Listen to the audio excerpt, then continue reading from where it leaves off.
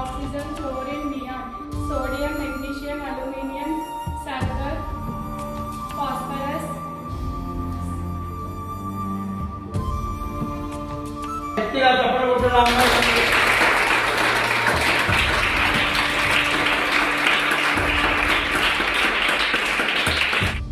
తేజస్విని చక్కగా దాదాపు ఒక 25-26 ఎలిమెంట్స్ పేర్లు చెప్పింది. అందరికంటే ఎక్కువ ఎలిమెంట్స్ చెప్పింది.